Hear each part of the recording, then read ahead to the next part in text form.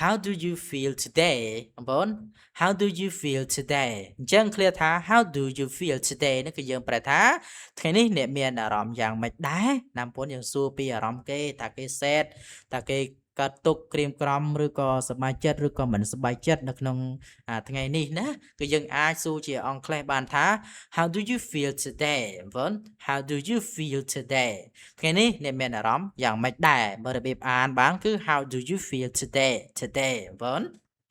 I have nothing left to say បងប្អូន I have nothing left to say I have nothing left to say I have nothing left to say អញ្ចឹង clear ថា I have nothing left to say នេះគឺយើងប្រែថាខ្ញុំគ្មានអ្វីត្រូវនិយាយទៀតទេណាបងប្អូន clear នេះគឺប្រើនៅពេលណាដែលយើងវារបៀបថាវាគ្មានអ្វីគ្មានមតិយោបល់វាថាវាទួលតែម្ដងបងវាទួលបើថារឿងនោះគឺរឿងដែលធ្វើឲ្យយើងវាទាល់ខ្លាំងរឿងឈឺចាប់ខ្លាំងតែម្ដងណាបងប្អូនអញ្ចឹងខ្ញុំគ្មានអ្វីត្រូវនិយាយទៀតទេនេះគឺអង់គ្លេសយើងនិយាយបានថា I have nothing left to say ខ្ញុំគ្មានអ្វីត្រូវនិយាយទៀតទេ say ហ្នឹងគឺយើងប្រែថានិយាយបងប្អូន left ហ្នឹងគឺយើងប្រែថាខាងឆ្វេងណាបងប្អូន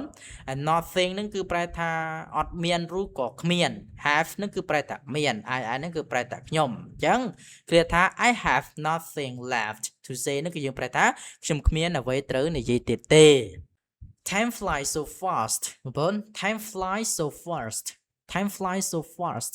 time flies so fast time flies so fast យើងប្រែថាពេលវេលានឹងដើរលឿនណាស់ពេលវេលានោះដើរដូចហោះអញ្ចឹងពេលវេលាដើរលឿនណាស់ឬគឺអង់គ្លេសយើងនិយាយបានថា time flies so fast បង time flies so fast fast នេះគឺយើងប្រែថាលឿន fast ប្រែថាលឿនហើយ flies យើងប្រែធម្មតាប្រែថាហោះឬក៏ហើរបង time នេះគឺប្រែថាពេលវេលាក៏ប៉ុន្តែនៅក្នុងទីនេះសម្រាប់ពេលវេលានឹងគឺយើងប្រែថាលឿនបងប្អូនមិនមែនពេលវេលាហោះហើរតែវាអត់តំណងអញ្ចឹង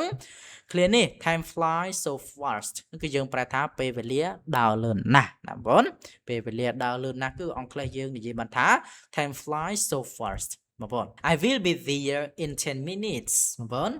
I will be there in 10 minutes អញ្ចឹង clear ថា I will be there in 10 minutes នឹងគឺយើងប្រែថាខ្ញុំនឹងទៅដល់ទីនោះក្នុងរយៈពេល10នាទីទៀតណាបងប្អូន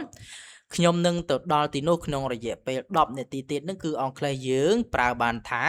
I will be there in 10 minutes បង I will be there in 10 minutes ណាបង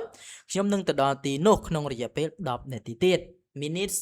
នេះគឺយើងប្រែថានាទី10ហ្នឹងគឺប្រែថា10ណាលេខ10ណាបងប្អូន in ហ្នឹងគឺយើងប្រែថាក្នុង there ហ្នឹងគឺប្រែថាទីនោះហើយ will ហ្នឹងគឺប្រែថានឹង be ហ្នឹងគឺជា to be ហ្នឹងឯង I ហ្នឹងគឺប្រែថាខ្ញុំណា be ហ្នឹងគឺវាប្រើបានប្រែបានច្រើនវាប្រែទៅតាមហ្នឹងឯងបងណាវាដាក់មកគឺសម្រាប់បញ្ជាក់ណាបងប្អូនអញ្ចឹង clear ថា I will be there in 10 minutes ហ្នឹងគឺយើងប្រែថាខ្ញុំនឹងទៅដល់ទីនោះក្នុងរយៈពេល10នាទីទៀត I need rest បងប្អូន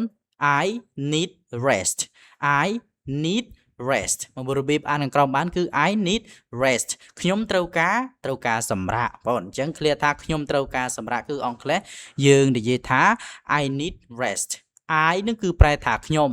need នេះគឺយើងប្រែថាត្រូវការឬក៏តម្រូវការ rest ប្រែថាសម្រាកណាបងប្អូន so cute បងប្អូន so cute យើងប្រែថាគួរឲ្យស្រឡាញ់ម្លេះណាយើងឃើញកូនឆ្កែឬក៏ឃើញក្មេងតូចមើលទៅ cute គួរឲ្យស្រឡាញ់អញ្ចឹងយើងអាចនិយាយអង់គ្លេសបានថា so cute នឹងគួរឲ្យស្រឡាញ់ម្លេះបងប្អូនអញ្ចឹង clear ថា so cute នឹងគឺយើងប្រែថាគួរឲ្យស្រឡាញ់ម្លេះ cute នឹងប្រែថាគួរឲ្យស្រឡាញ់ឬក៏វាស្រស់ស្អាតឬក៏យើងប្រែទៅអង់គ្លេសថា cute អីអញ្ចឹងណាបងប្អូន which one ដល់ពេលយើងអានឲ្យដាច់ទៅឮតែ which one អញ្ចឹង which នឹងគឺយើងប្រែថាមួយណាឬក៏មួយណា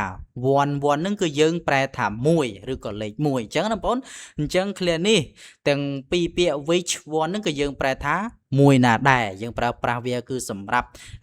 ទៅលើការជ្រើសរើសណាមួយអញ្ចឹងណាបងប្អូនអញ្ចឹងមួយដែរគឺអង់គ្លេសយើងប្រើថា which one